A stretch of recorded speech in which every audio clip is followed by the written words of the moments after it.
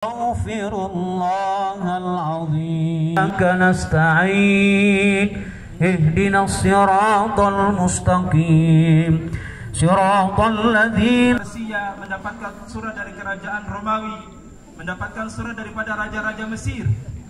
Pada saat itu surat-surat mereka sudah mulai canggih, ada penanggalan tanggal, tahun dan bulannya. Sedangkan umat Islam belum punya tentang itu.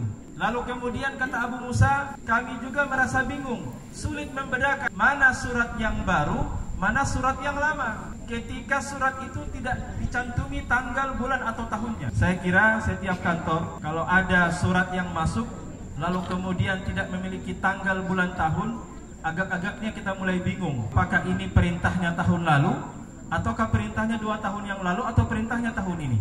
Abu Musa mengusulkan kepada Umar ibnul Khattab. Lalu kemudian Umar ibnul Khattab memanggil para sahabatnya. Di sana ada Zaid bin Sabit, di sana juga ada Aisyah, di sana juga ada Talha, di sana ada Utsman, di sana ada Ali. Lalu kemudian para sahabat ini kemudian berdiskusi dan bermusyawarah. Kira-kira awal penetapan kalender Islam itu diawali dengan bulan apa? Ada yang mengusulkan bagaimana tahun Hijriah itu diawali ketika Al-Quran turun. Bagian sahabat tidak bersepakat tentang itu. Ada lagi yang mengusulkan bagaimana awal kalender Islam itu ditandai dengan awal kelahiran baginda Nabi kita Muhammad SAW. Bagian lain sahabat juga tidak setuju.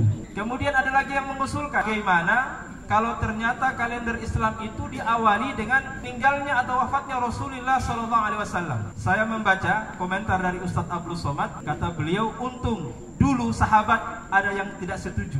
Kalau dia setuju, berarti peringatan 1 Muharram itu disebut dengan tahun takziah, karena pada tahun itu meninggalnya kekasih kita Rasulullah SAW. Yang terakhir ada seorang sahabat sekaligus khalifah terakhir bernama Ali ibnu Abi Thalib. Beliau kemudian mengusulkan bagaimana kalau kalender tahun baru Islam itu diawali dengan awal daripada Rasulullah hijrah sama para sahabatnya dari kota Mekah ke kota Madinah. Alasannya adalah, kata Ali, Rasulullah pernah menyampaikan al-hijratu yufarriku bainal haqqi wal batil.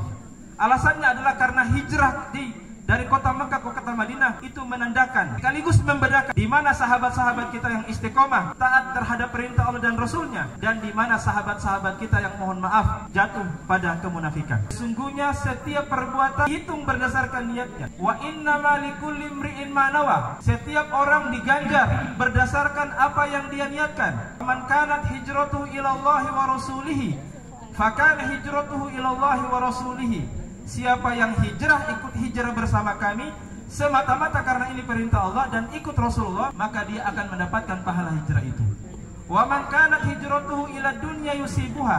Tetapi hati-hati, kata Nabi, siapa di antara kalian ikut hijrah hanya karena semata-mata dunia yang ingin dia raih, mungkin ingin sekedar berdagang di Madinah, awim ra'atin yang kahuha, atau sekedar ingin mengejar wanita yang ingin dia nikahi, hati-hati, maka dia tidak mendapatkan pahala hijrah kecuali yang dia dapatkan hanyalah apa yang dia niatkan saja.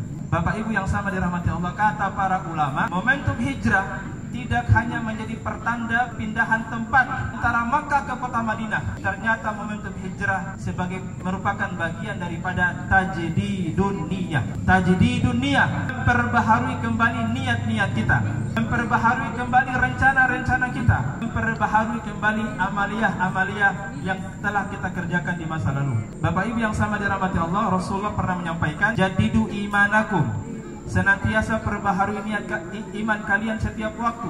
Para sahabat mengatakan, wa kaifa nujaddidu imanana ya Rasulullah, bagaimana kami harus memperbaharui iman kami?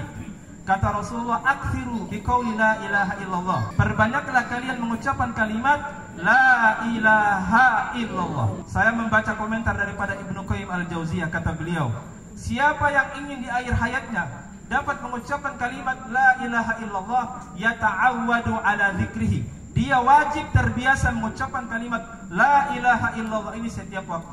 Bapak Ibu yang sama dirahmati Allah Subhanahu wa taala, akhirnya disepakatilah oleh Khalifah Umar ibnul Khattab untuk menjadikan Muharram sebagai semangat bagi kaum muslimin sekaligus pertanda daripada awal daripada tahun baru Islam.